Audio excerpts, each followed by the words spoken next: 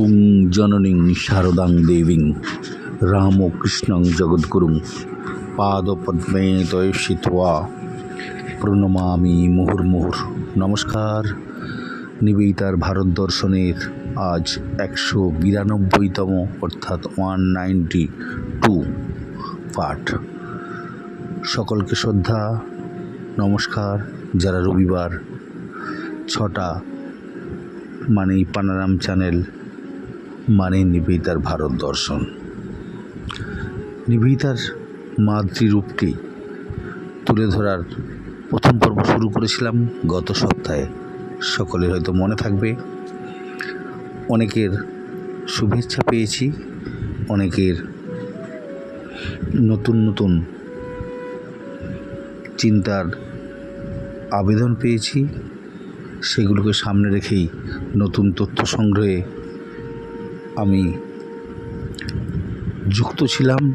যতখানি পেরেছি বা পারছি, সেই নতুন তথ্য, নতুন চিন্তা, নতুন আলো, নতুন ভাবনা আপনাদের সামনে তুলে ধরার চেষ্টা করতে থাকব। নিবেদিতার একটি বিদেশি হোক দেশি হোক, একটি নারী সত্তা যখন যে কোনো মানুষের সামনে পৌঁছায়, তারা সেই সত্তাটিকে যেভাবে দেখতে অভ্যস্ত, সেটি প্রথমেই একটি নারী মাতৃমূর্তি। জগতে নারী সর্বদাই তার পেছনে যে সত্তাটিকে লুকিয়ে রাখে, সেটি হচ্ছে মাতৃসত্তা। ততখানি নিষ্ঠুর হয় যতখানি সন্তানের প্রতি নিষ্ঠুর হয়ে পুত্রকে স্নেহে লালন পালন করে, ভয় দেখিয়ে তাকে স্নেহ করে, আবার তাকে শাসন করে। এতেই ভারতীয় নারীর একটা বৈশিষ্ট্য আমরা বারবার দেখে এসেছি। আমরা যেখানে শেষ করেছিলাম এর আগের দিনে, সেখান থেকে শুরু করলেই বোধহয় ভালো হবে। কারণ নিবেদিতার ভারত দর্শনে তার রূপটি আগে কখনো এইভাবে প্রকাশ করার চেষ্টা করিনি বা ভাবিনি। সেটি ভাবার পর থেকে অনেক রসদ সংগ্রহ করেছি। নিবেদিতাকে তার যে আসল স্বরূপ, যেমন তার মাতৃত্বের একটা দিক, স্নেহ, মায়া, মমতা, মায়ের খুঁকি রূপে যখন তিনি আবিষ্কৃত হলেন, আবার সেই খুঁকি যখন বড় হয়, তখন তার মধ্যে মাতৃসত্তাটা জাগ্রত হয়। আবার যখন রানী ঝান্সির মতো বীরাঙ্গনা তার পরিচিতি, অন্যায়ের বিরুদ্ধে রুখে দাঁড়ানো, সেই রকম 1905 সালের পর থেকে নিবেদিতা ভারতবর্ষের জাতীয় আন্দোলনের মধ্যে তার যে স্বরূপটা দেখতে পায়, সেই স্বরূপটা তার আরেক মাতৃরূপের পরিচয়। 1905 সালের 11ই ফেব্রুয়ারিতে ভগিনী নিবেদিতার রণোত্তম হুঙ্কার আজও ইতিহাসের উজ্জ্বল অক্ষর স্বাক্ষর বহন করে। এটা আলোচনার মধ্যে অনেক আগে আমি হয়তো বলেছিলাম প্রথমের দিকে। সেদিন কলকাতা বিশ্ববিদ্যালয়ের সমাবর্তন অনুষ্ঠান ছিল। লর্ড কার্জন 5 বছরের সংক্ষিপ্ত ক্ষমতা হাতে পেয়ে চ্যান্সেলরের গাউন পরে অত্যন্ত নির্লজ্জ দাম্ভিকতার সঙ্গে প্রাচ্য দেশের সত্যের আদর্শকে মিথ্যা আক্রমণ করলেন। সভায় উপস্থিত শিক্ষিত ভারতীয়রা অপমানিত বোধ করলেও কেউ মুখ খুললেন না, কিন্তু নিবেদিতা জ্বলে উঠলেন। সভা শেষ হলে স্যার গুরুদাস বন্দ্যোপাধ্যায়কে নিয়ে তিনি সেদিন ছুটেছিলেন ইম্পিরিয়াল লাইব্রেরিতে। কারণ সেখানে নিবেদিতার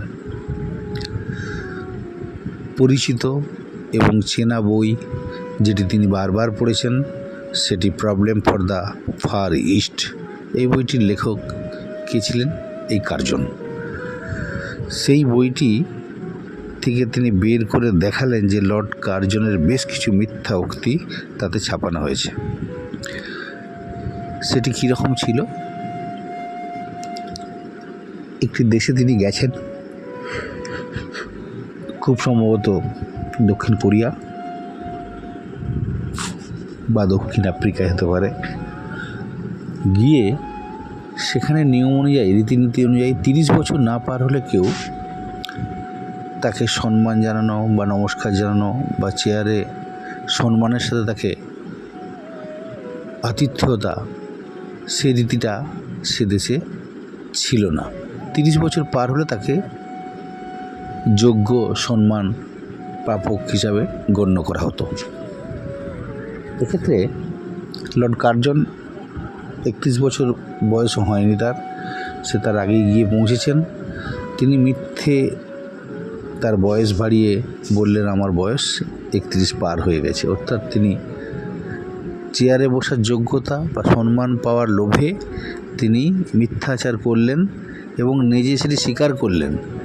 সেই বইয়ের মধ্যে তিনি তার নিজের আত্মোপলব্ধি এবং আত্মপরিচয় দিয়েছেন এবং তাতে তিনি লিখেছেন তিনি নিজে সম্মান পাওয়ার জন্য চেয়ার বসার উপযুক্ততা অর্জন করার জন্য যে বয়সটি প্রয়োজন ছিল সেটি না হলেও তিনি তাদেরকে মিথ্যা বলে নিজে ওই সম্মানটি তবেই পেয়েছিলেন, না হলে কিন্তু সেই সম্মানটি পেতেন না।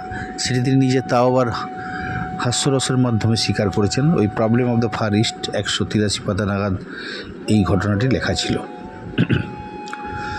13ই ফেব্রুয়ারি অমৃতবাজার পত্রিকায় সমাবর্তন সভায় কার্জনের উক্তি এবং ওই বইটি থেকে উদ্ধৃত অংশ পাশাপাশি ছাপিয়ে নিবেদিতা প্রমাণ করে দিলেন কার্জনের মিথ্যাচারিতা। আসলে ওই কলকাতা বিশ্ববিদ্যালয়ের সমাবর্তন অনুষ্ঠানে তিনি এদেশের তথা প্রাচ্যের সত্যের প্রতি নিষ্ঠা কতখানি সেটা নিয়ে সন্দেহ প্রকাশ করেছিলেন এবং সেটা তার বক্তৃতার মধ্যে প্রকাশ পেয়েছিল। ভারতবর্ষের মানুষকে কেউ অপমান করছে, ভারতবর্ষের সত্যতা নিয়ে যখন সন্দেহ প্রকাশ করছে, তখন তো নিবেদিতার মতো ভারতপ্রেমী, নিবেদিতার মতো ভারতবর্ষকে ভালোবাসা, ভারতবর্ষ আর তার গুরু এবং তার গুরু এক কয়েনের এপিঠ আর ওপিঠ বা সমার্থক শব্দ বলা যেতে পারে। সেখানে নিবেদিতা সহ্য করবেন কি করে? সেই জন্যই তিনি ওই স্যার গুরুদাস বন্দ্যোপাধ্যায়কে নিয়ে ছুটেছিলেন সেদিনে ওই ইম্পেরিয়াল লাইব্রেরিতে। তিনি জানতেন problem of the Far East বইটি লেখক হচ্ছেন কার্জন। তাতে যে মিথ্যাচার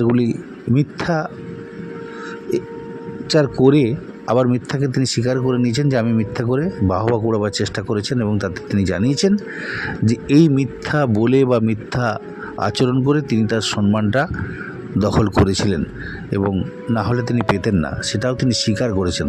তাহলে এই হেন মিথ্যেবাদী বা মিথ্যের প্রচারক বা মিথ্যেকে সাথে নিয়ে জীবন, সে কী করে ভারতবর্ষে তথা প্রাচ্যের মানুষকে, যারা যুধিষ্ঠিরের মতো মানুষকে দেখেছে, যারা রামের মতো সত্তাকে দেখেছে, তারা কি করে এই সত্যের প্রকাশ বা সত্যের স্বরূপ যে আদর্শ এখানে, সেখানে কি করে মেনে নেন যে প্রাচ্য দেশের মানুষরা সত্যের নিষ্ঠা কম? আসলে 14ই ফেব্রুয়ারি দ্য স্টেটসম্যান পত্রিকায় সম্পাদক পৃষ্ঠায় নিবেদিতা তিনি লিখলেন সত্যের উচ্চতম আদর্শ কী। ছাপানো হলো যাতে আমাদের মহাকাব্য এবং পুরাণ থেকে নানা ঘটনা উল্লেখ করে নিবেদিতা প্রমাণ করলেন প্রাচ্যের সত্যনিষ্ঠার স্থান কতখানি উচ্চে।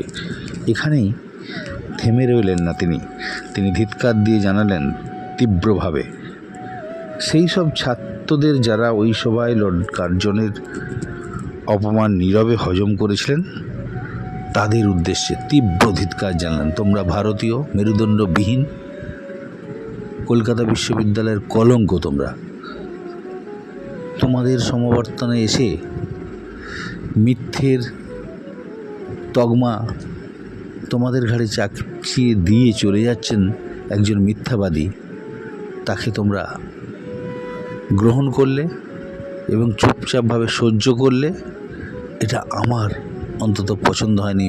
তোমরা ভারতীয় সত্যিকারের কিনা আমার সন্দেহ আছে। নিবেদিতা তীব্র ভৎসনার মধ্যে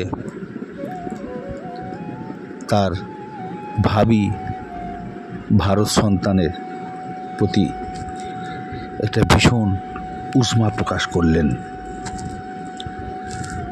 তিনি ধিক্কার জানিয়ে তীব্র ভাষায় যে ছাত্রদের মেরুদণ্ডটা সোজা করার চেষ্টা করেছিলেন সেদিন, আমরা সেই ভারতবর্ষের সেই ভারতীয়দের উত্তরসূরি। এই যে অপমান সহ্য না করা, ভারতবর্ষে জন্মগ্রহণ না করেও ভারতবর্ষকে কেউ অপমান করছে সেটা সহ্য করতে না পারা, এখানেই তার মাতৃত্বের কঠোর রূপটা প্রকটিত হয়।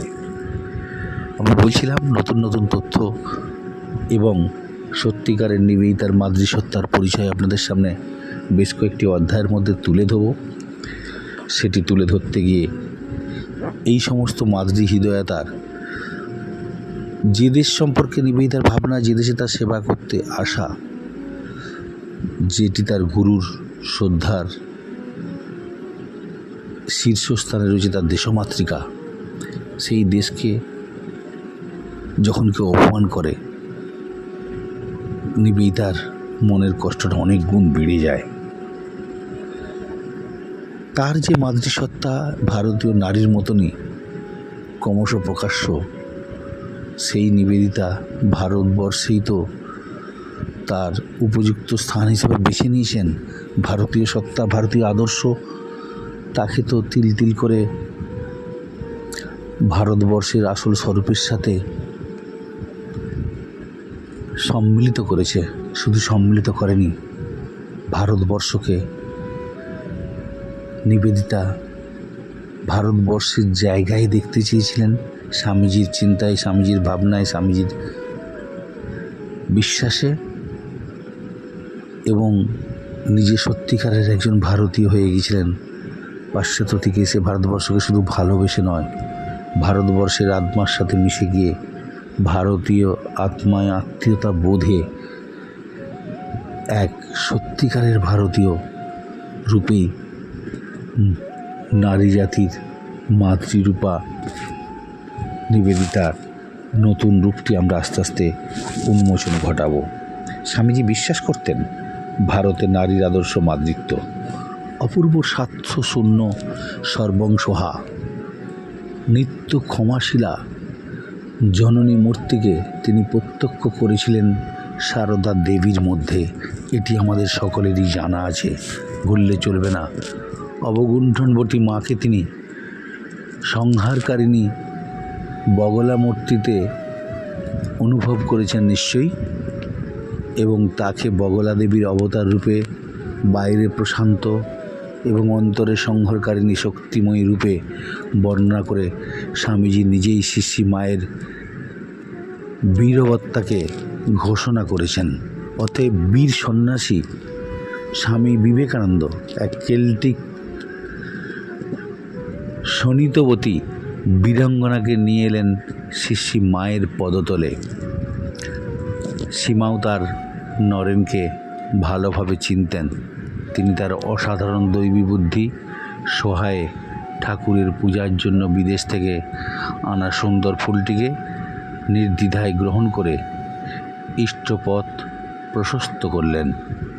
আর এই 17ই মার্চ 1898 সালে নিবেদিতার ডায়েরিতে ডে অফ ডেস নামটি পেয়েছিল। অর্থাৎ নিবেদিতা শিষ্যী মায়ের কাছে 17ই মার্চ দেখা করার পরে ভারতবর্ষ মাতৃরূপী ভারতবর্ষ এক দেশমাতৃকা, তার সর্বময় সত্তার সমস্ত সন্তানদের আর এক মা, জগৎজননী শিষ্যী মা সারদা দেবীর সাথে পরিচিতিকে তিনি ডায়েরিতে ডে অফ ডেজ লিখে রেখে স্মরণীয় করে রেখেছেন তার জীবন প্রবাহের মধ্যে। ঠিক তার কয়েকদিন পরেতেই, অর্থাৎ 17 তারিখের পরেই মিস এলিজাবেথ মার্গারেট নোবেলকে স্বামীজি ব্রহ্মচর্য মন্ত্রে দীক্ষা দিয়েছিলেন এবং দীক্ষা দিয়ে তার নাম রেখেছিলেন নিবেদিতা। ভগিনীর ইচ্ছে থাকা সত্ত্বেও কিন্তু স্বামীজি তাকে গৈরিক বস্ত্র প্রদান করেননি। কেননা স্বামীজির জানা ছিল গৈরিক ধারণ করে রাজনীতি চলে না, অথচ সেই উগ্র জাতীয়তাবাদী দুঃসাধ্য কর্মপন্থা সিংহিনী নিবেদিতাকেই অবলম্বন করতে হবে। এদেশ তার জন্য তৈরি, নিবেদিতাকে তার জন্য তিল তিল করে তৈরি হতে হবে। তাই গেরুয়া বস্ত্র পরে সন্ন্যাসী সাধক হয়ে বা সর্বত্যাগী সন্ন্যাসী হয়ে পাহাড়ে জঙ্গলে ঘুরে তার জীবনটি শেষ করার জন্য ভারতবর্ষে তাকে আনা নয়। তিনি তার ব্রহ্মচর্য মন্ত্র দিয়ে দীক্ষা দিয়ে নীলাম্বর বাগান বাড়িতে 25শে মার্চ যে ঘটনাটি ঘটালেন তার শব্দগুলি ছিল এরকম। তিনি তার আশীর্বাণীতে বলছেন, ভাবি কালের ভবিষ্যৎ ভারতীয়দের তুমি জননী রূপে, সেবিকা রূপে আবির্ভূত হও। জননী রূপে, সেবিকা রূপে আবির্ভূত হওয়ার জন্যই তাকে এনেছেন। শুধুই যে তাকে স্বাধীনতা সংগ্রামে দেখতে চেয়েছিলেন দেশ স্বাধীনতার জন্য, সেটা যেমন সত্য ততখানি সত্য ভারতীয় নারীদের পাশে থেকে তাদের সত্যিকারের ভারতীয়ত্ব বোধে মাতৃত্বের সন্ধানে ভারতীয়দের লিপ্ত করা, সেখানে তার নিজের শিক্ষাও অপূর্ণতা দূর হবে এটি তিনি নিশ্চিত ছিলেন। তাই নিবেদিতা ভগিনীর ইচ্ছা থাকা সত্ত্বেও স্বামীজি সেদিন তাকে গেরুয়া বস্ত্র প্রদান করেননি। এর একটা গভীর তাৎপর্য রয়েছে। নিবেদিতা চেয়েছিলেন, প্রথমে বুঝতে পারেননি গেরুয়ার অর্থ কী, গেরুয়ার উদ্দেশ্য কী, গেরুয়া সবার ক্ষেত্রে প্রয়োজন কি না, বা গেরুয়া পড়লেই সন্ন্যাসী বা ত্যাগের মূর্তমান হওয়া যায় না। কেননা স্বামীজি জানতেন গৈরিক ধারণ করে রাজনীতি চলে না, এবং রাজনীতির জায়গায় দাঁড়িয়ে দেশকে শাসন করার উদ্দেশ্যে অনেক মিথ্যে কথা হয়তো বলতে হতে পারে ব্রিটিশদের বিরুদ্ধে, সেনাদের বাঁচাতে। এই সব ভাবনা চিন্তা আমাদের সাধারণ মাথায়, ছোটো মাথায় আসবে না। স্বামীজি সেই চিন্তাটা করেছিলেন বলেই তার সবচেয়ে প্রিয় ভারতবর্ষের গোলাপটিকে এনেছিলেন পাশ্চাত্য থেকে, কিন্তু তার আবদার মেটাতে নয়, ভারতবাসীর আবদার মেটাতে সর্বোপরি স্বামীজির সুপ্ত বাসনা বা ইচ্ছেটিকে চরিতার্থ করার জন্যেই ভারতবর্ষের ওই সেবিকা জননীরূপা ভারত মাতার ধরে অপেক্ষামান করে রেখে যাবেন স্বামীজি। অথচ সেই উগ্র জাতীয়তাবাদী দুঃসাধ্য কর্মপন্থা সিংহিনী নিবেদিতাকেই তার মূল অস্ত্র, এবং পরবর্তীকালে তার অনুপস্থিতিতে দেশবাসীর শৃঙ্খল মোচনের জন্য, দেশকে স্বাধীন করার উদ্দেশ্যে তাকেই তিনি মনে মনে কল্পনা করেছেন যিনি নেতৃত্ব দেবেন। সত্যিকারেই তিনি নেতৃত্ব দিয়েছেন ভারতবর্ষে তৎকালীন স্বাধীনতা সংগ্রামী গোখলে থেকে আরম্ভ করে যারা যারাই কংগ্রেস তখন মূল ব্রিটিশ বিরোধী একটি সংস্থা বা একটি দায়িত্ব পাবার যোগ্য বলে নিজেদিকে দাবি করেন, কংগ্রেসের বিরুদ্ধে কোনো কথাই তখন অন্য কেউ বলতেন না, যেহেতু একমাত্র দল তখন যারা ইংরেজকে এদেশ ছেড়ে যাওয়ার জন্য সব রকম চেষ্টা করেছেন। এবং সেই কংগ্রেসের হাত ধরেই শুরু হয় বিপ্লবী আন্দোলন। আমরা জানি সেই বিপ্লবী আন্দোলনের সমস্ত তৎকালীন প্রথম শ্রেণীর নেতারা নিবেদিতার প্রতি শ্রদ্ধাশীল ছিলেন, নিবেদিতার চিন্তা ভাবনাকে তারা আদর্শ করতে চেয়েছিলেন, কারণ তারও একটা অভিজ্ঞতা রয়েছে। তিনি যে বাড়ি থেকে এসেছেন সেই আয়ারল্যান্ডের, তার মামা দাদু হ্যামিল্টন সাহেব প্রথম শ্রেণীর স্বাধীনতা সংগ্রামী ছিলেন আয়ারল্যান্ডের।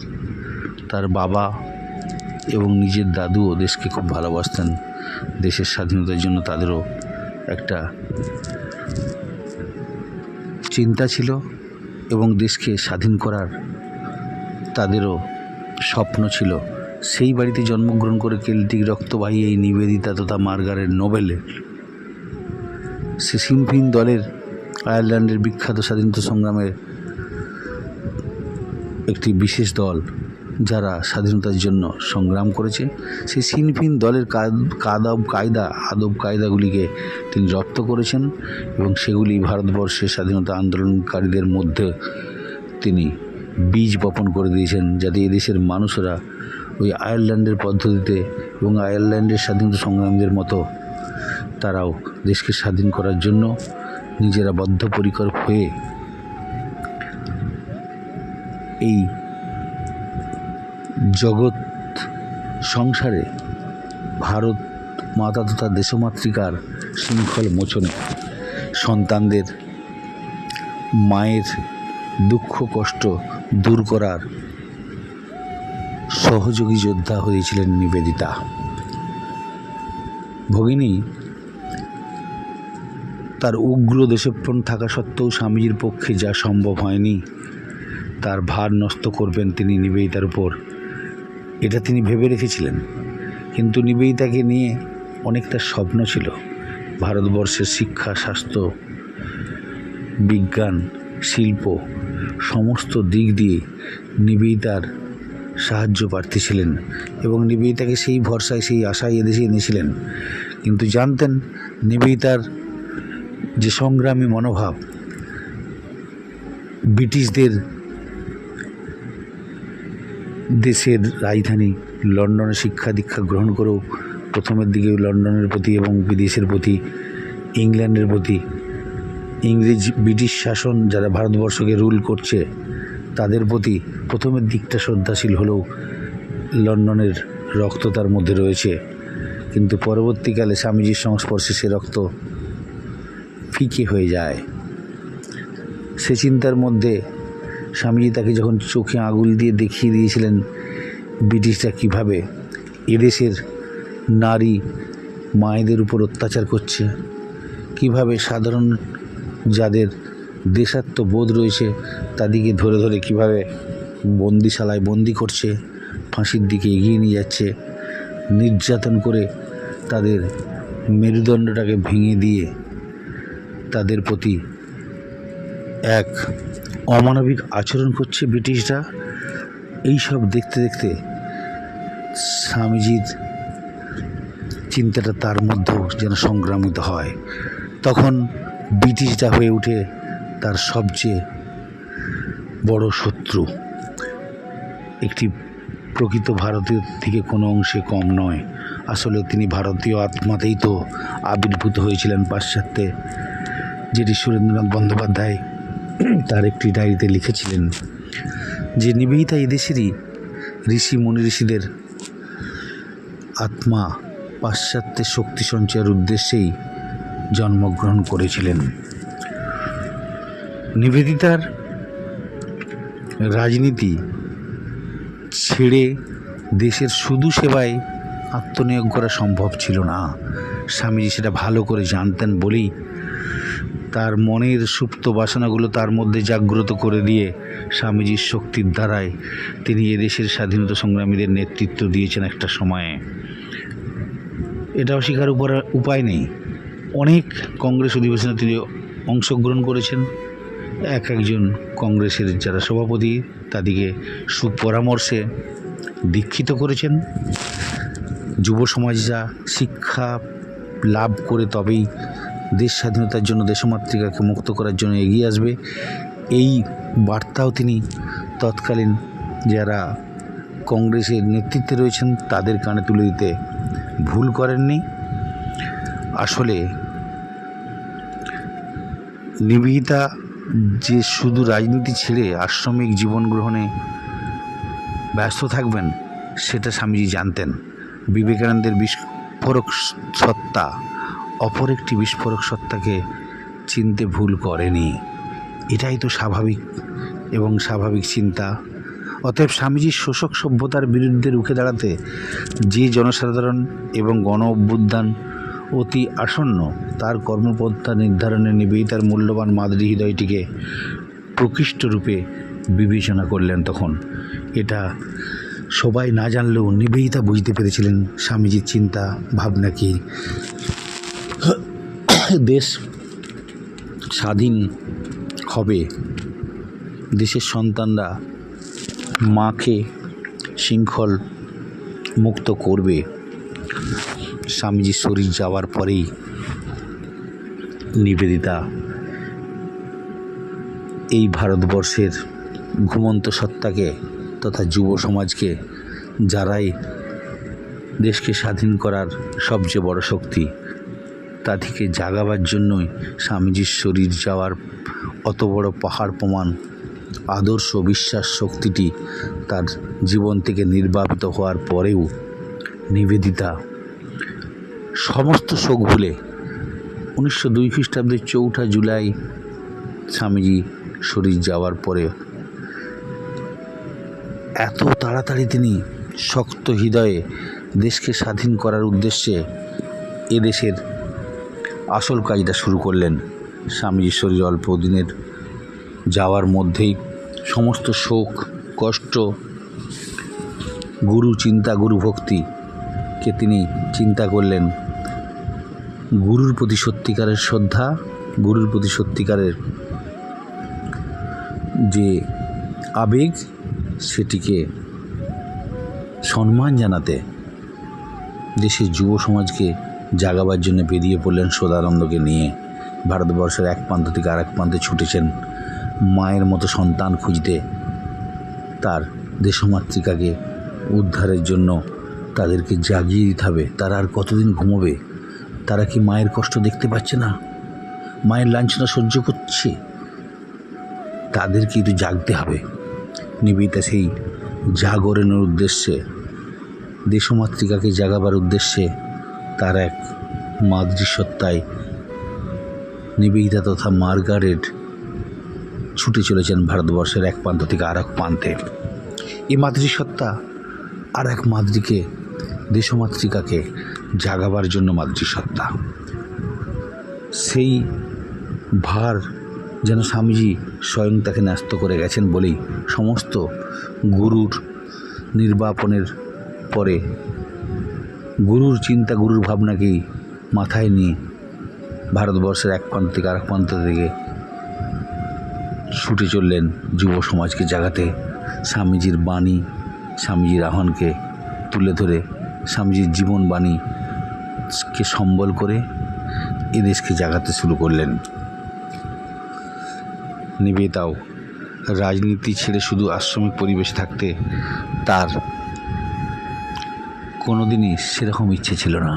কারণ তিনি যে সেই পরিবারে জন্মগ্রহণ করেছেন যেখানে প্রত্যেকটি পরিবারের সদস্যের মধ্যে স্বাধীনতার বীজ রোপিত হয়েছিল, স্বাধীনতার রক্ত টগবগ করে ফুটছিল। বিবেকানন্দের বিস্ফোরক সত্তা তার মধ্যে যেন নতুন রূপে, নতুন সত্তায় কার্যকরী হয়ে উঠল। এটাই তো স্বাভাবিক। স্বামীজির শোষক সভ্যতার বিরুদ্ধে যে উষ্মা তিনি বারবার বিভিন্ন লেখার মধ্যে, বক্তৃতার মধ্যে প্রকাশ করেছেন, সেটার অস্ত্র যেন আজ এই ভগিনী নিবেদিতা আর এক নারী সত্তা তথা মাতৃসত্তার মাধ্যমে তার দেশমাতৃকাকে বাঁচানোর, জাগানোর, তার শৃঙ্খল মোচন করার দায়ভারটি যেন স্বামীজি তার প্রতি দিয়ে গেছেন। অতএব স্বামীজি শোষক সভ্যতার বিরুদ্ধে রুখে দাঁড়াতে যে জনগণকে এবং গণ অভ্যুত্থানের প্রতি আসন্ন তিনি দেখতে পেয়েছিলেন, তার সামনে দাঁড় করে দিয়েছিলেন এই মার্গারেট তথা নিবেদিতাকে। ব্রিটিশদের শক্তিতেই ব্রিটিশদের বিরুদ্ধে যুদ্ধ ঘোষণা যেন তার চিন্তার চাবিকাঠি। তার কর্মপন্থা নির্ধারণে নিবেদিতার মূল্যবান মাদ্রি হৃদয়টিকে প্রকৃষ্ট রূপে বিবেচনা করলেন। গৈরিক বস্ত্রের সীমাবদ্ধতা সম্পর্কে নিবেদিতাও যথেষ্ট সচেতন ছিলেন। তিনি গুরুগত প্রাণ, গুরুর আজ্ঞা শিরে ধারণ করেছিলেন তিনি। অথচ উগ্র রাজনীতি এবং হাতে কলমে বিপ্লব পন্থা ত্যাগ করা তার পক্ষে একান্ত অসম্ভব হওয়ায় তিনিও গৈরিক বসনা হলেন না কোনো দিন। স্বামীজির ইচ্ছেটাকেই তিনি জিইয়ে রাখছিলেন। কিন্তু স্বামীজির দেয়া আশীর্বাণী গৈরিক উত্তরিয়ে নিজে মস্তক তিনি ধ্যানের সময় আবৃত করতেন ভারতীয় চিন্তাতেই, যেন তার মাথার মধ্যে সেই গৈরিক উত্তরীয়। আসলে ভারতবর্ষের ধ্যান, ভারতবর্ষের চিন্তা, ভারতবর্ষের তপস্যা ভারতীয় সন্ন্যাসীদের মূল সত্তার একটি পরিচিতি। সেটাকেই নিবেদিতার মধ্যে তিনি দেখতে চেয়েছিলেন, সেটাই ঘটেছিল। নিবেদিতা সেটি শেষের দিকে অনুভব করতে পেরেছিলেন। মা তাকে পরবর্তীকালে সন্ন্যাস দিতে চেয়েছিলেন। নিজে একদিন বললেন, তোমাকে আমি স্বপ্নে দেখলাম, তুমি গেরুয়া বস্ত্রে। মাকে কোনো দিন কোনো কথা অবমাননা বা মায়ের কথাকে তিনি নেননি, তার জীবনে অন্তত ঘটেনি। এটি ছাড়া নিবেদিতা মাকে বলেছিলেন, স্বামীজি আমায় ব্রহ্মচর্য মন্ত্রে দীক্ষিত করেছেন সন্ন্যাস নিতে বা সন্ন্যাসীর বেশে গেরুয়া বস্ত্রে তিনি আমাকে রূপ দিতে চাননি। এটি তার স্বামীজির ইচ্ছে ছিল। তাই মা, আমি অপারক, আমি গেরুয়া। আমার প্রথম থেকেই সুপ্ত বাসনা, গেরুয়ার প্রতি আকর্ষণ ভীষণভাবে ছিল, কিন্তু আমি সেই বোধশক্তির মধ্যে আজ এসে পৌঁছেছি। আমার সমস্ত গৈরিক শক্তি ধ্যানে, তপস্যায়, ভারতীয় চিন্তা ভাবনার মধ্যেই প্রতিফলিত হোক এবং সেটি আমি করে চলব। পরবর্তীকালে সীমা সত্যিই তাকে গৈরিক বস্ত্র প্রদান করতে চাইলেও তিনি অসম্মত হয়েছিলেন। এই একটি বিষয়ে তিনি তার এই গুরুর গুরু বলতে পারা যায়, সীমায়ের কথা রাখতে পারেননি। যেটি বলছিলাম, নিবেদিতা ভালোবেসেছিলেন দুঃখ, নিবেদিতা ভালোবেসেছিলেন সংগ্রাম, আর নিবেদিতা ভালোবেসেছিলেন আত্মবলিদানকেই। একজন মায়ের কাছে তার সন্তানের জন্য যেটি স্বভাবজত, এই সত্যটিকে স্বামীজি জানতেন বলেই অকপটে তিনি বলতে পেরেছিলেন, বিলাতের ভিতর এমন পুতচরিতা মহানুভবতা কোনো রমণীর মধ্যে বোধহয় দেখা যায়নি। এটি একটি দুর্লভ। আমি যদি কাল মরে যাই, তবুও এ আমার কার্য বজায় থাকবে। স্বামীজির কার্য কী এবং ভবিষ্যৎবাণী কীভাবে ফলপ্রসূ হবে বা হয়েছে, সে মীমাংসার উত্তর আজ আমরা পেয়ে গেছি। সেই মীমাংসায় অবতীর্ণ হলে নিবেদিতা মাতৃস্বরূপটাই আর একবার বেশি করে প্রকাশ পেল সেদিন। আমরা নিবেদিতার ভারত দর্শনের মধ্যে রয়েছি। নিবেদিতার মাতৃরূপটিকে দেখব বলেই আমরা অপেক্ষামান। নিবেদিতার ভারত দর্শনের মধ্যে একের পর এক অধ্যায়গুলিকে যখন আমরা এগিয়ে নিয়ে চলেছি, তার এই মাতৃস্বরূপা রূপটিকে ক্রমশ প্রকাশিত হতে দেখছি তার বিভিন্ন কাজের মধ্যে। ভারতীয় সমাজে তার সমস্ত কার্যকলাপগুলি, যেগুলি একটির পর একটি ধরা দিয়েছে এদেশের মানুষের কাছে একটি মাতৃসত্তারূপে, সেটির প্রকাশ দিন দিন ঘটে চলেছিল। মানুষের প্রতি তার আচরণ, ব্যবহার, মাতৃস্নেহ, মমতাপূর্ণ এক মহিষী নারীর মধ্যে, সে নারীর নাম নিবেদিতা, সে আদর্শের নাম নিবেদিতার বিশ্বাসে তার ভারত দর্শন। আজ নিবেদিতার ভারত দর্শন এখানে শেষ করছি। সকলে ভালো থাকবেন। নিবেদিতার ভারত দর্শনের মধ্যে ভারতীয়ত্ব বোধে জাগ্রত হন। নিজেরা গর্ব অনুভব করুন ভারতবাসী বলে, স্বাধীন ভারতের নাগরিক বলেই। কারণ স্বাধীনতা এই মাতৃসত্তার মাধ্যমেই ওই দেশমাতৃকার শৃঙ্খলটি মোচিত হয়েছিল। এটি আজ ইতিহাস খুঁড়ে পাওয়া সত্যের মধ্যে অন্যতম সত্য। ওং অসতোমা সদ্গময় তমসোমা জ্যোতির্গময় মৃত্যুর্মামৃতম গময় আবিরাবির্ময়েধি। ওং শান্তি শান্তি শান্তি শান্তি। হরি ওম তৎসৎ। শ্রীরামকৃষ্ণার্পণমস্তু। সকলে ভালো থাকবেন।